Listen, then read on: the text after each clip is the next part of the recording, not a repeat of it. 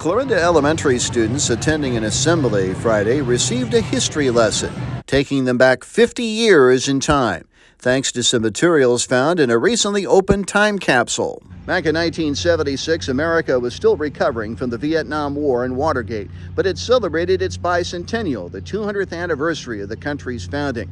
That year, Gerald Ford lost to Jimmy Carter in the November elections, and TV shows like Happy Days and Welcome Back, Kotter were popular. Ohio players had a song called Love Roller Coaster that hit the charts in 1976. It was that year when Clarinda students buried a time capsule to be opened in 2076, but the capsule was recently excavated and opened Easter weekend, about 50 years early. Clarinda Elementary Principal Leslie Ehlers and other speakers talked about the items found in the time capsule and what life was like in 1976.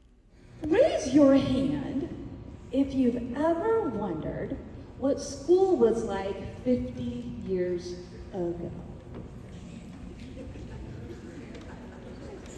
Are you wondering?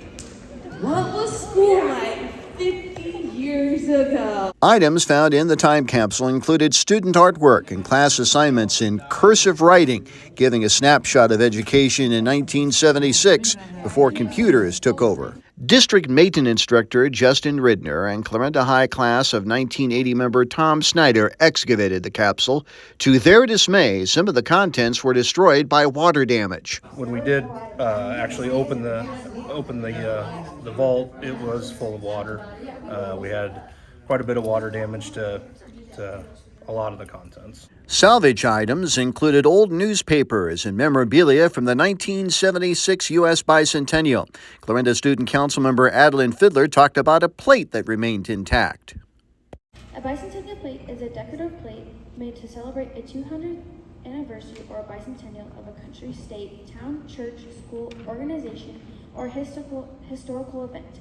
The plate celebrates the 1776 to 1976 U.S. Bicentennial with a local Clarinda Page County focus. Snyder was an 8th grader when the time capsule was buried, and items unearthed bring back memories. I like history, so, it being nostalgic, I guess, yeah. I mean, it's just fun to go back and relive things and see what we've done and just different things, Snyder hopes today's students gain appreciation of what Clarinda and the world were like 50 years ago. Well, I kind of hope that we'll get a portion of them that find history interesting, and, maybe they'll be the ones in another 50 years that'll dig this thing up again and go back in their past and look at what they put in and things like that, Clarinda school officials are challenging elementary students to leave their own mark in history by adding some of their materials to the time capsule before it's reburied for another 50 years. We've talked about some precautionary things to do to not be damaged by water in the future. To maybe seal some things up a little better than what maybe they didn't think about 50 years ago. Plans call for reburying the time capsule on the last day of school in Clarinda. For KMA News in Clarinda, I'm Mike Peterson.